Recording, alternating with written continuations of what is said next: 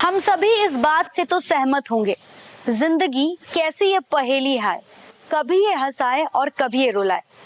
और ये बात सच भी है, क्योंकि यही चैलेंज लाइफ को इंटरेस्टिंग बना देता है। और इसी चैलेंज को एक्सेप्ट करते हुए हम सभी अपने नॉलेज और मेहनत से अपनी जीवन में सफलता प्राप्त करते हैं। लेकिन सफलता के इस दौड़ में कहीं ना कहीं हम अपने स्वास्थ्य को नजरअंदाज करते हैं, जिसके वजह हम कई बीमारियों को न्योता देते हैं। हाल ही की अगर हम बात करें तो अपने आसपास हम देख सकते हैं कि हर तीसरे व्यक्ति को डायबिटीज होने का खतरा है। और इसका अगर हम सही समय पर इलाज नहीं कराते हैं तो आने वाले वक्त में डायबिटीज की वजह से कई और बीमारियां भी हो जाती हैं। नमस्कार, मैं Shambhavi Singh cardio kidney metabolic talk show में आज आपकी होस्ट हूँ। और आज हम बात करेंगे डायबिटीज से होने वाले दुष्परिणाम से कैसे हम उसका बचाव करेंगे। साथ ही साथ उसके बारे में सही और सटीक जानकारी के लिए हमारे साथ देश और दुनिया के जाने माने एंड्रोक्रोनोलॉजिस्ट और डायबिटोलॉजिस्ट डॉक्टर अजय पटवारी धनबाद से हमारे साथ मौजूद हैं।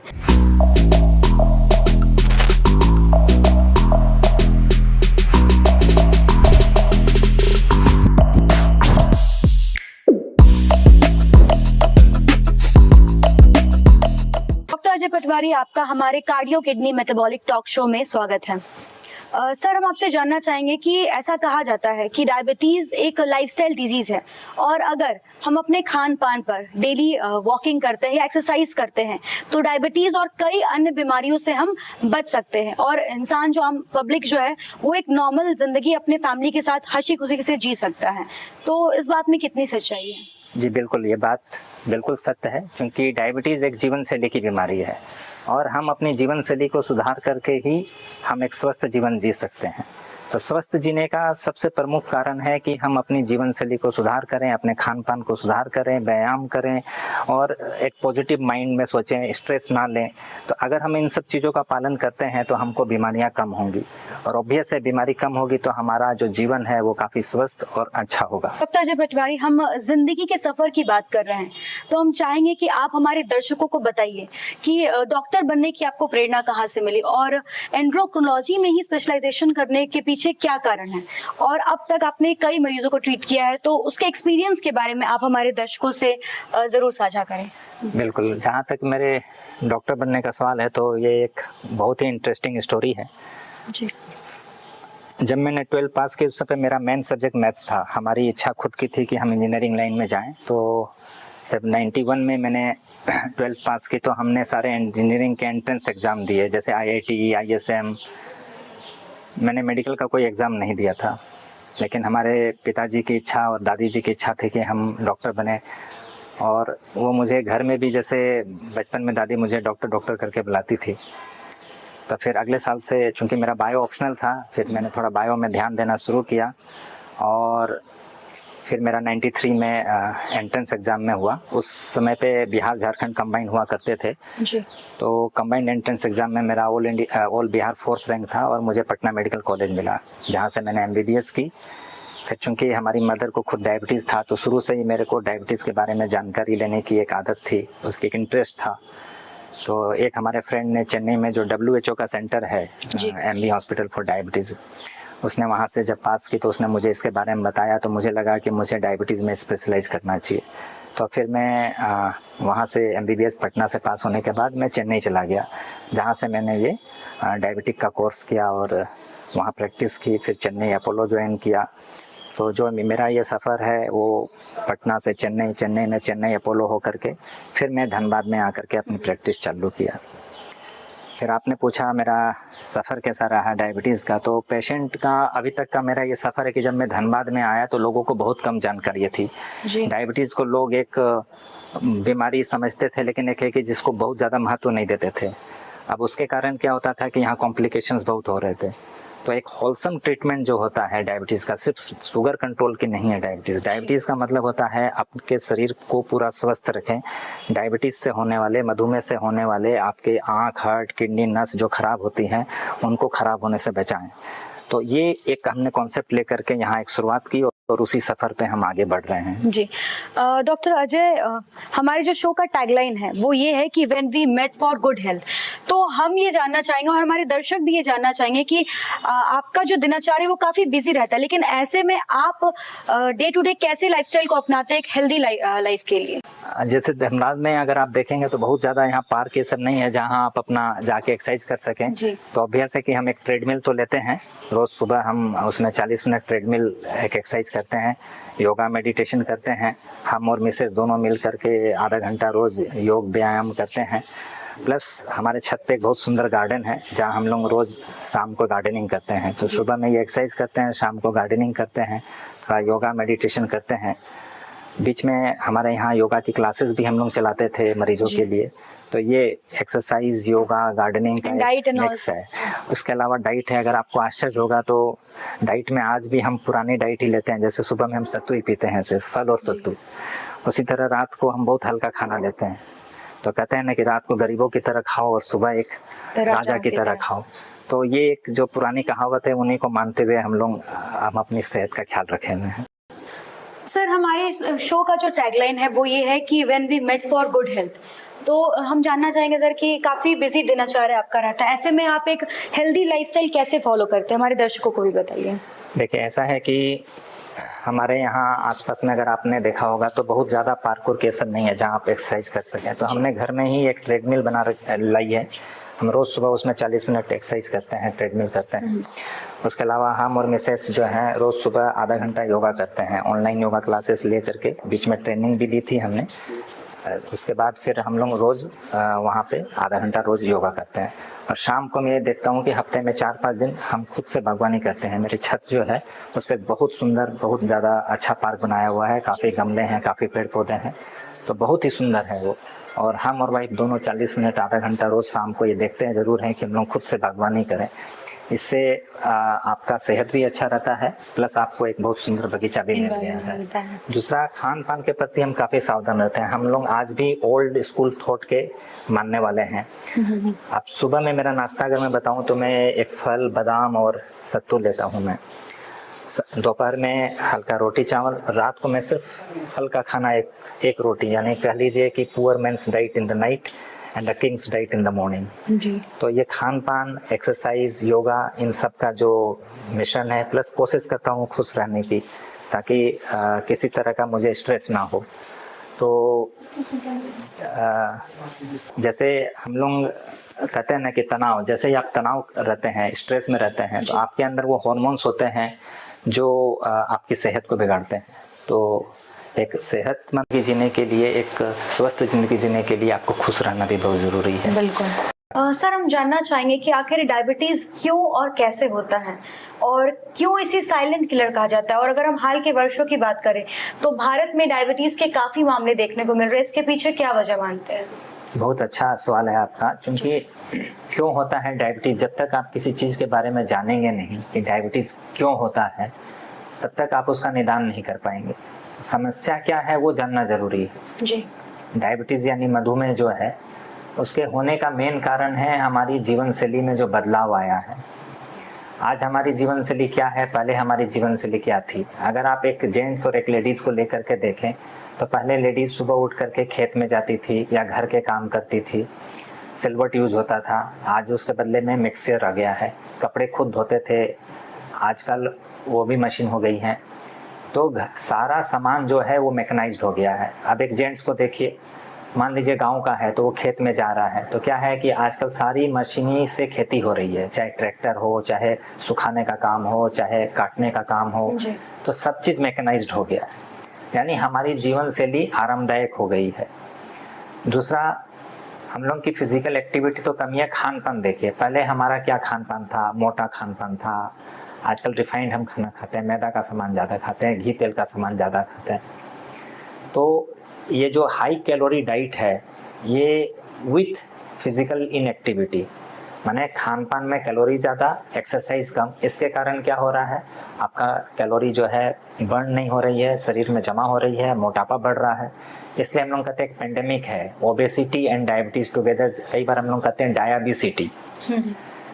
तो ये जो पेंडेमिक है डायबिटीज और ओबेसिटी की, प्लस हमारे पास सुख बहुत बढ़ गई है, लेकिन स्ट्रेस देखिए, पहले के लोग जितने खुश थे हम उतने खुश नहीं है। आज आपके पास हर सुविधा है, फोन पे हर आदमी का अपना अलग फोन है, घर में हर आदमी की बेडरूम में एक टीवी है, मतलब हर सुविधा है आपके पास, लेकिन तनाव पहले से बहुत ज्यादा तनाव है।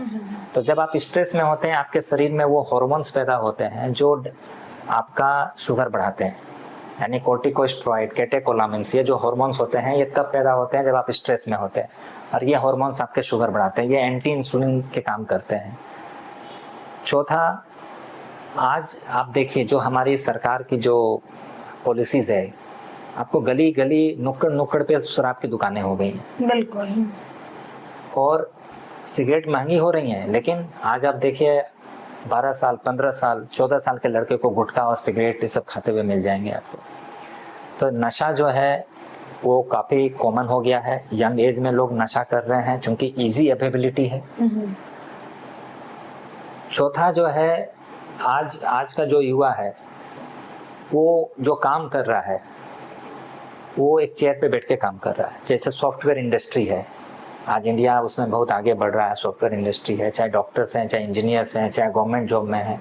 तो हम लोग कहते हैं sitting is the next smoking, यानी कि अगर आप लगातार कॉन्टिन्यूअस बैठे रहते हैं तो उसमें उतना ही खतरा है जितना एक स्मोकिंग करने से खतरा। तो ये जो सारे कारण हैं, आपका खान पान में बदलाव, मोटापा, तनाव, physical inactivity, high calorie diet, stress, नशा, ये सब कारण है शुगर होने के। दूसरा पोल्यूशंस है, अर्बनाइजेशन हो रहा है, आपके पास जगह कम है, पैदावार ज़्यादा करना है, जनसंख्या बढ़ रही है, तो आप खूब ये पेस्टिसाइड्स और यूरिया ये सब यूज़ करते हैं, जो कि आपकी खराब सेहत का कारण बन रहा है। तो चाहे एयर पोल्यूशन हो, वाटर पोल्यूशन हो, चाहे सॉइल पोल्यूशन हो, ये सब एक कारक है आपके खराब सेहत के लिए। तो ये सब कुछ कारण हैं डायबिटीज़ के जो ये हो रहे हैं, और भारत में क्यों बढ़ रहा है, तो अगर आप देखेंगे, इस बात पे गौर करेंगे, तो हम लोग अर्बनाइज हो रहे हैं, हमारे अब गांव नहीं रह गए। छोटे शहर, चाहे आप धनबाद को देख लीजिए आज से 20 साल पहले, आज ये किसी शहर से कम नहीं है। हर सुविधा यहाँ उपलब्ध है, मॉल्स हैं यहाँ, 10-12 मॉल्स हैं, सिनेमा हॉल्स हैं, हर सुविधा उपलब्ध है यहाँ पे। तो ये एक शहर ही हो गया। तो जब आप अर्बनाइजेशन जाते हैं तो आज आप देखिए शहर में यहाँ पार्क नहीं है, लोग एक्सरसाइज नहीं कर रहे हैं, सिक्योरिटी भी नहीं है। स्कूल्स में क्या है, आज आपके स्कूल के कैंटीन में क्या खाना मिल रहा है, फास्ट फूड, जंक फूड मिल रहा है। आज आपको बाजार में आप कहीं पे भी निकल जाइए, शाम को खाने में क्या है, चाउमीन है, पास्ता है, बर्गर है, पिज्जा है, बस यही है। तो आज का युवा यही खाना खा रहा है। मैं आपको अगर एक हकीकत बताऊं तो देखिए क्या है, आज जो बच्चा 5 साल का है, माँ जब उसको खाना खिलाती है तो मोबाइल ऑन करके दे देती है, बिना मोबाइल के वो खाना ही नहीं खाएगा। ये काफी कॉमन प्रॉब्लम है आजकल। तो ये जो चीजें हैं, ये सब चीजें कारण है कि भारत में ये बढ़ रहा है। प्लस एक साइंटिफिक रीजन और एक ये भी कहते हैं 50 जीन्स।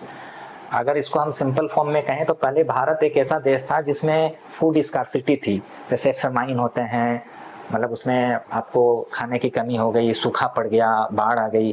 तो अब उससे भारत एक ऐसे देश में आ गया जहां खाना आसानी से उपलब्ध है, इजीली उपलब्ध है, और हाई कैलोरी डाइट उपलब्ध है। तो हमारी जो जीन्स हैं वो बनी हुई हैं उस तरफ की जहाँ खाना कमी थी, और अब हम एक्सेस फूड की तरफ में आ गए, तो जिसके कारण डायबिटीज का खतरा ज्यादा बढ़ रहा है। इसको हम थ्रिप्टी जीन्स कहते हैं। डॉक्टर अजय, हम जानना चाहेंगे कि डायबिटीज के डायग्नोसिस में कितनी एडवांसमेंट हुई है, और कैसे हम ये जान सकते हैं कि सामने वाले व्यक्ति को डायबिटीज है या नहीं है। इसका कितना फायदा भी देखने को मिल रहा है प्री डायबिटिक जांच में। देखिए, जो गोल्ड स्टैंडर्ड है डायग्नोसिस ऑफ डायबिटीज, वो आज भी है ओरल ग्लूकोज टॉलरेंट टेस्ट, जिसको हम लोग OGTT कहते हैं जी। इस टेस्ट में हम लोग overnight fasting, minimum 10 to 12 hours fasting होने के बाद पेशेंट को 75 ग्राम ग्लूकोज खिलाते हैं। फास्टिंग में एक ब्लड ग्लूकोज लेते हैं, उसके बाद हर आधे घंटे पे उसका एक ब्लड शुगर जांच लिया जाता है। ये लेकिन बहुत कम्बरसम होता है, पेशेंट को उतने देर रुकना पड़ता है, और पेशेंट को एक सुबह ही आना है। तो अगर उसके बाद हमने देखा कि इसमें कई पेशेंट लोगों के लिए मुश्किल होता है जांच कराना, तब फिर हम लोग HbA1c जो है वो एक नया टूल आया है। HbA1c एक है टेस्ट जिसमें आपका 3 महीने का शुगर का एक एवरेज पता चलता है। तो अगर HbA1c 5.7 से नीचे है तो आप नॉन डायबिटिक है, 7 से 6.5 है तो आप प्री डायबिटिक है, और 6.5 से ऊपर है तो आप डायबिटिक है। ये टेस्ट हम लोग कभी भी कर सकते हैं, इसका फूड से कोई रिलेशन नहीं है कि आपको फास्टिंग होना है। तो इसका मतलब है कि पेशेंट जब भी आपको दिखाने आता है किसी भी समय पे आप उसको कर सकते हैं। और चूंकि ये एक पॉइंट ऑफ केयर टेस्ट है, यानी कि आप अपने क्लिनिक में खुद से कर सकते हैं, तो पेशेंट को रिपोर्ट भी तुरंत मिल जाती है, पेशेंट किसी भी समय कर सकता है, तो डायग्नोसिस में आसान है, आप इलाज तुरंत चालू कर सकते हैं। इसके लिए पेशेंट को 2-3 विजिट की जरूरत नहीं पड़ती है कि एक बार टेस्ट दिया फिर रिपोर्ट लेने आया। तो ये बहुत ही आसान टेस्ट है जिसको ये किया जा सकता है। But still the gold standard is still अभी भी ओरल ग्लूकोज टॉलरेंस टेस्ट ही है। तो इस टेस्ट के द्वारा हम लोग पता कर सकते हैं कि डायबिटीज आपको है या नहीं, या इवन आपको प्री डायबिटीज है या आपको डायबिटीज आने की आशंका है। और अगर डायबिटीज है तो आपका जो ट्रीटमेंट है वो उसका इंटेंसिटी क्या होना चाहिए, कि आपको कितनी दवाइयाँ चलनी चाहिए, ये भी HbA1c के थ्रू माध्यम से पता चल जाता है। आप काफी लंबे समय से डायबिटिक पेशेंट का ट्रीटमेंट कर रहे हैं, आप किससे ज्यादा चैलेंजिंग मानते हैं, जो पेशेंट्स हैं उनके डायबिटिक को डिटेक्ट करने में, उनके ट्रीटमेंट में, या फिर पेशेंट जो है वो डाइट फॉलो नहीं कर पाते, फॉलो अप नहीं कर पाते हैं, क्या ज्यादा चैलेंजिंग है? देखिए, धनबाद जैसे शहर में सबसे बड़ा चैलेंज है डिटेक्शन एंड फॉलो अप। जी। यहाँ चूंकि डायबिटीज एक ऐसी बीमारी है जहाँ आपको हल्की शुगर बढ़ी हुई होगी तो पता नहीं चलेगा। तो जब शुगर पता नहीं चलती है तो लोग जांच नहीं कराते हैं, तब क्या होता है कि बीमारी बहुत एडवांस चली जाती है। तो डिटेक्शन एक वाकई में बहुत प्रॉब्लम है, क्योंकि वेस्टर्न कंट्रीज में क्या है, वहाँ आपको 30-35 साल के हर युवक अपना एक कंप्लीट हेल्थ चेकअप कराता है, जो यहाँ नहीं है। उसके बहुत कारण हो सकते हैं, कुछ फाइनेंशियल प्रॉब्लम हो सकते हैं, जानकारी का भी अभाव है, लोग उतने जानकार नहीं है। तो ये एक तरह से ये एक जो इंटरव्यू है लोगों के बीच जाएगा तो उनको पता भी चलेगा कि आपको कोई भी सिम्टम्स नहीं है, फिर भी आप एक स्क्रीनिंग जरूर कराओ। और हमारी जो डॉक्टर फ्रेटर्निटी है वो एक कोशिश भी कर रही है कि शुगर को एक वाइटल साइन के रूप में एक्सेप्ट कर लिया जाए। वाइटल साइन होते हैं जैसे ब्लड प्रेशर है, पल्स है, तो उसी तरह ये एक वाइटल साइन जब हो जाएगी तो कोई भी पेशेंट जब हॉस्पिटल को विजिट करता है तो उसका शुगर जांच जरूर किया जाएगा। जैसे किसी का भी पल्स, बीपी, टेम्परेचर जांच करते हैं तो उसी तरह उनका शुगर भी जांच किया जाएगा। अभी इसको एक वाइटल साइन के रूप में मान्यता नहीं मिली है, बट हम लोगों की कोशिश है कि चूंकि शुगर इतनी बढ़ रही है, डायबिटीज के पेशेंट बढ़ रहे हैं, तो हम लोग इसको एक वाइटल साइन के रूप में इंक्लूड करें। फिर भी हम लोगों की कोशिश रहती है कि जगह जगह कैंप कर करके हम उन लोगों को चिन्हित करें जो डायबिटीज है लेकिन उनको पता नहीं है। इसलिए जितने लोगों को डायबिटीज है उसको हम लोग कई बार कहते हैं that is tip of the iceberg.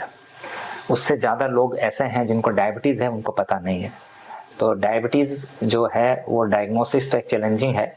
Treatment देखिए, मरीज के पास आजकल ऑप्शंस बहुत हैं, सरकारी अस्पताल है, प्राइवेट अस्पताल है, इवन ऑनलाइन कंसल्टेशन के थ्रू भी हम लोग ट्रीटमेंट करते हैं, जैसे कोविड के में ये देखा गया। लेकिन सबसे ज्यादा जो चैलेंज आता है वो है फॉलोअप। पेशेंट को आप बुलाते हैं 2 महीना बाद, 1.5 महीना बाद वो नहीं आता है। क्या होता है, वो दवाई छोड़ देता है। आज उसको दिक्कत है, शुगर 400 है, उसको दिक्कत हो रही है, वो दवाई खा रहा है। 4-5 महीने दवाई खाने के बाद क्या है, उसको लगता है कि हम मेरा शरीर स्वस्थ हो गया, हम सही हो गया, वो दवाई छोड़ देता है। उसके पीछे क्या होता है कि कई लोग उसको सलाह देंगे एक अंग्रेजी दवाई मत खाओ। अंग्रेजी दवाइयों के प्रति लोगों के मन में एक गलत धारणा बैठी हुई है कि ये खराब कर देती है, तो वो दूसरे पैथी में चला जाता है और बीच में वो शुगर जांचता नहीं है, इसलिए उसको शुगर बढ़ी हुई है तो उसको पता नहीं चल रहा है। कई बार होता है घर में ही उसके कई लोग सलाह दे देंगे, उसके रिश्तेदार हैं। जैसे हम लोग ये कहते हैं कि डायबिटीज डॉक्टर इतने हैं, इवन आपके घर में जो काम करने वाला है आप उसकी भी सलाह मान लेते हैं जी। डायबिटीज के मामले में वो आपको बोलेंगे कि ये पत्ता खा लो, ये फूल खा लो, ये सहजन के फूल खा लो, तो वो आप उसको खा लेते हैं। मतलब सेहत के प्रति आप ये नहीं सोचते हैं कि जो व्यक्ति को जानकारी नहीं आप उसकी भी सलाह ले रहे हैं, तो आप दवाइयाँ छोड़ देते हैं। आपके मन में कॉन्सेप्ट है कि मेरा शुगर तो कंट्रोल हो गया, अब हमको दवाई छोड़ देना है। तो ये एक चैलेंज है, बहुत बड़ा चैलेंज है। अब इसके कारण ही क्या होता है, फॉलोअप अच्छा नहीं होना था। डायबिटीज के कॉम्प्लिकेशंस जो है इंडिया में बहुत कम उम्र में और बहुत ज्यादा होते हैं क्योंकि शुगर कंट्रोल नहीं है। डॉक्टर अजय, अभी आपने HbA1c के बारे में बताया, तो चाहूंगी कि आप दर्शकों को विस्तार से बताइए कि ब्लड शुगर मॉनिटरिंग रेगुलर कैसे की जा सकती है। जैसे HbA1c तो हो गई लॉन्ग टर्म ब्लड ग्लूकोज, जहां आपको एक 3 महीने का शुगर का एवरेज पता चल रहा है, लेकिन हमें शॉर्ट टर्म ग्लूकोज मॉनिटरिंग की भी जरूरत होती है। तो एक self monitoring of the blood glucose, जहां आप ग्लूकोमीटर के थ्रू घर में खुद से करते हैं, उसमें आप 3 पॉइंट, 5 पॉइंट, 7 पॉइंट, ये जो पॉइंट्स हैं वो ऐसे हैं जैसे fasting blood sugar, after breakfast, before dinner, ये 3 पॉइंट हो गई। अगर आपको फास्टिंग ब्लड शुगर नाश्ते के 2 घंटे बाद, लंच के 2 घंटे बाद, डिनर के 2 घंटे बाद करना है तो ये हो गई 4 पॉइंट। उसी तरह fasting before breakfast, after breakfast, before lunch, after lunch, before dinner, after dinner, तो ये 7 पॉइंट हो गई। तो कस्टमर के, पेशेंट के नीड के हिसाब से एक डॉक्टर उसको एडवाइस करते हैं कि आप 3 पॉइंट, 5 पॉइंट, 7 पॉइंट मॉनिटरिंग करें खुद से, घर से, ग्लूकोमीटर से। कई लोगों के मन में शंका होती है कि ग्लूकोमीटर की रीडिंग सही नहीं होती है, तो जो स्टैंडर्डाइज्ड ग्लूकोमीटर हैं, जो ISO ISI मार्क्ड हैं, तो ये सब जो ग्लूकोमीटर हैं जिनकी क्वालिटी उम्दा है, इनसे आप ग्लूकोज मॉनिटर कर सकते हैं और वो काफ़ी मान्य होती है। हम लोग ग्लूकोमीटर से हमेशा मॉनिटरिंग करते हैं, डायग्नोसिस नहीं करते हैं। तो इसीलिए ये हमें एक अपना बताता है कि हमारा शुगर सही है, नॉर्मल रेंज में है, बढ़ा हुआ है, और उसके हिसाब से हम डॉक्टर को जब दिखाते हैं तो वो उस पर एक्शन लेते हैं।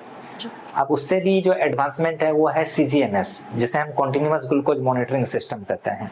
ये एक रनिंग कमेंट्री की तरह है। इसमें एक चिप होती है जो हम आपके शरीर पे, एब्डोमेन पे या आपके हाथ के बाह में लगा देते हैं। अब इसमें हम लोग 7 डेज, 14 डेज का मॉनिटरिंग कर सकते हैं। एक ऐप के थ्रू या मोबाइल में ब्लड शुगर आपकी आती रहती है।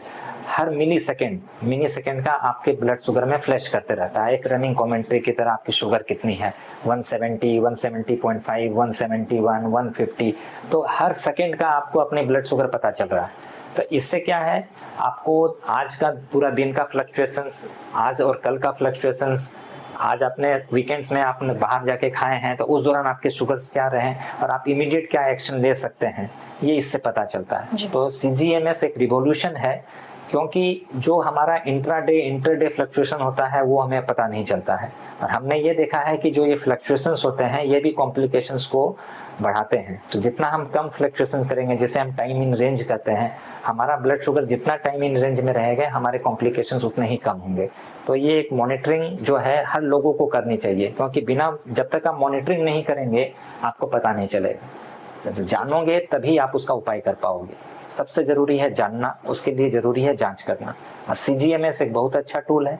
HbA1c की अपनी महत्ता है, CGMS SMBG की अपनी महत्ता है, सबके अपने अपने रोल हैं। डॉक्टर अजय, भारत में डायबिटीज और हाई ब्लड प्रेशर काफी तेजी से बढ़ा है, तो क्या अनकंट्रोल डायबिटीज और हाई ब्लड प्रेशर की वजह से कार्डियोवैस्कुलर और क्रोनिक किडनी डिजीजेस की खतरा जो है वो काफी ज्यादा बढ़ रहा है? बिल्कुल संभव जी, आपने बहुत ही समय के अनुसार सवाल पूछा है।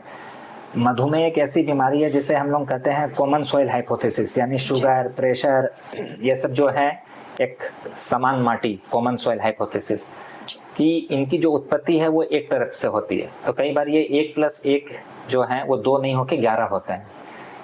जिस व्यक्ति को सिर्फ शुगर है और या जिसको शुगर प्लस BP है, तो जिसको शुगर प्लस BP है उन लोगों को हार्ट, किडनी ये सब की प्रॉब्लम होने की संभावना ज्यादा रहती है। अगर किसी भी व्यक्ति को जिसको शुगर और कोलेस्ट्रॉल कंट्रोल नहीं है, BP कंट्रोल नहीं है, तो उनको मैक्रोवास्कुलर डिजीज होने की चांसेस रहती है। जब हम माइक्रोवास्कुलर की बात करते हैं तो आंख की रेटिना, किडनी और नसों की खराबी, जिसको हम लोग कई बार ट्रायोपैथी भी कहते हैं, न्यूरोपैथी, रेटिनोपैथी, नेफ्रोपैथी, क्योंकि इनके खराब होने की जो प्रक्रिया है वो सेम है। तो जब high sugar, high BP, high cholesterol रहता है तो इसके कॉम्प्लिकेशन के चांस बढ़ जाते हैं। और जैसा कि मैंने आपको शुरू में भी बताया कि भारत में फॉलो पुअर है, लोग शुगर उतना कंट्रोल नहीं करते, तो उसके कारण क्या होता है कि जो शुरू में आपने कंट्रोल नहीं किया है, जिसको हम लोग कहते हैं लिगेसी इफेक्ट, मेमोरी इम्प्रिंटिंग, वो बाद में भी जब आप शुगर कंट्रोल कर रहे हैं तो भी आपको ज्यादा परेशानी करता है, ज्यादा कॉम्प्लिकेशंस होता है। तो अगर शुगर BP कंट्रोल नहीं है तो ये आपको कॉम्प्लिकेशंस होंगे। दूसरा, अगर हम मैक्रोवास्कुलर यानी कि कार्डियोवास्कुलर की बात करें तो UKPDS जो एक ट्रायल किया गया था, उस काफी लंबे समय तक यह ट्रायल चला और उसमें पाया कि अगर आपका शुगर कंट्रोल नहीं है, जैसे जैसे 1% HbA1c या 2% HbA1c, हर बढ़ते HbA1c के साथ आपको लकवा, stroke, cardiovascular disease, MI, heart attack का संभावनाएं बढ़ती जाती हैं। तो शुगर, BP, कोलेस्ट्रॉल कंट्रोल करना बहुत ही जरूरी है अगर आप इन सब चीजों को, कॉम्प्लिकेशंस को रोकना चाहते हैं। डॉक्टर अजय, हमने सुना है कि डायबिटीज के ट्रीटमेंट में और मेंटेनेंस में मेंटल हेल्थ जो है वो कितनी इंपॉर्टेंट होती है, क्योंकि हमने ये सुना है कि डायबिटीज का साइकोलॉजिकल भी काफी इम्पैक्ट होता है। बिल्कुल, ना ही हम फिजिकल बल्कि मेंटल हेल्थ पे भी असर डालता है। किसी को भी अगर ऐसी बीमारी हो जाए जो उसको पता है कि ये मेरे जीवन भर रहनी है और मुझे जीवन भर दवा खाना है, इसके कारण उसके फाइनेंस पे असर पड़ रहा है, बॉडी पे असर पड़ रहा है, तो उसके कारण उसके मन में एक अस्वाद आ जाता है जिसको हम डिप्रेशन कहते हैं जी। तो इसके कारण डायबिटिक पेशेंट में ऐसा पाया गया है कि मोर देन 60 to 70% लोगों में डिप्रेशन होता है, साथ साथ में एंजाइटी भी होती है। अब किसी व्यक्ति का जो प्रमुख खाना है, जो मनपसंद खाना है, वो उसको अब बताया जाए कि आपको डायबिटीज के कारण आप खा नहीं सकते। कई बार ऐसे हमें पेशेंट मिलते हैं जो कहते हैं सर हम शादी ब्याह पार्टी में आजकल नहीं जाते हैं क्योंकि वहाँ तो मेरे लायक कुछ खाना नहीं होता। कई बार दोस्त बोलेंगे सर दोस्त के यहाँ जाते हैं तो वो लोग कहते हैं चलो बैठो खाओ पियो, तो अब मेरे को तो ये मना है तो मैं जाना छोड़ दिया। तो ऐसे पेशेंट क्या है कि वो एलोन होते जाते हैं, एलूफ होते जाते हैं, और जिसके कारण उनमें धीरे धीरे अस्वाद, डिप्रेशन और एंजाइटी आती जाती है। तो साइकोलॉजिकल इम्पैक्ट डायबिटीज का काफी होता है और ये पाया गया है और ये वेल डॉक्यूमेंटेड है, और जिसके कारण क्या होता है उसके जो डायबिटीज की देखभाल पे उस पर असर होने लगता है। तो डायबिटीज पे ये उसके ट्रीटमेंट पे भी इम्पैक्ट करने लगता है और उसकी लाइफ सेहत पे भी इम्पैक्ट करने लगता है। सर इससे ओवरकम कैसे कर सकते हैं? इसको है पेशेंट को, परिवार को, सबको मिल करके चेयर अप करना होगा। और हम लोग हमेशा पेशेंट को ही कहते हैं कि आपका खाना कोई दूसरा खाना नहीं है, आप क्या खा रहे हैं वो मायने नहीं है, कितना खा रहे हैं वो मायने है। आप शादी ब्याह में जाइए, आप उसमें से जो गिने चुने जो खाने हैं वो लीजिए। आप खाने के लिए वहां नहीं जा रहे, आप सोशलाइज होने के लिए जा रहे हैं, दोस्तों के साथ मिलिए, उसको मिलना मत छोड़िए। तो आप अपने ये पॉजिटिव जो व्यू है वो उसको लेकर के जब आप चलेंगे तो आप अपना डिप्रेशन और एंजाइटी को कम कर सकते हैं। डॉक्टर अजय, जो हार्ट पेशेंट होते हैं या जो डायबिटीज पेशेंट होते हैं उनकी डाइट कैसी होनी चाहिए? किस तरह की डाइट को उनको फॉलो करना चाहिए? बहुत बहुत उपयुक्त सवाल है आपका, क्योंकि जितने भी पेशेंट आते हैं सबसे ज्यादा इसी बात को चिंतित रहते हैं कि हमें क्या खाना चाहिए। स्पेशली जो उनके साथ आते हैं, जो अटेंडर होते हैं, वो होता है कि डॉक्टर साहब हमें क्या खाना चाहिए, इनको क्या नहीं लेना चाहिए। तो जो डायबिटिक पेशेंट है हम सबको यही कहते हैं कि आप हाई कैलोरी डाइट ना खाएं। अगर सिंपल भाषा में कहें तो व्हाइट्स वाले सामान ना खाएं, जैसे कि मैदा ना खाएं, चावल ना खाएं और चीनी ना खाएं, नमक ना खाएं, मतलब कम खाएं, ये सब चीज़ों को बहुत ही कम खाएं। घी तेल का सामान ना खाएं, यानी जैसे 1 ग्राम फैट खाने पे आपको 9 कैलोरी मिलती है, तो इसका मतलब वसा युक्त भोजन नहीं करना, हाई कैलोरी डाइट नहीं करनी है। सिंपल है, क्या खा रहे हैं से ज्यादा इंपॉर्टेंट आप कितना खा रहे हैं। तो जो कितना खा रहे हैं वो डिपेंड करता है आपके वजन कितना है, तो उसके हिसाब से, और आप फिजिकली कितने एक्टिव हैं ये तय करता है कि आपको कितनी कैलोरी दी जाएगी। और जो कैलोरी है उसको हम लोग एक बैलेंस डाइट कहते हैं, जब हम लोग 40 to 50% कार्बोहाइड्रेट देते हैं, 20 to 30% प्रोटीन देते हैं, 10 to 20% फैट देते हैं। फैट्स में हम लोग ये कोशिश करते हैं कि सैचुरेटेड फैट कम हो और अनसैचुरेटेड फैट यानी मुफा पुफा ज्यादा हो, पोली और मोनो अनसैचुरेटेड फैट ज्यादा हो। इस केस में अगर हम लोग हार्ट की बात करें तो वहाँ पे हम लोग नमक की मात्रा और घी तेल की मात्रा और कम करते हैं।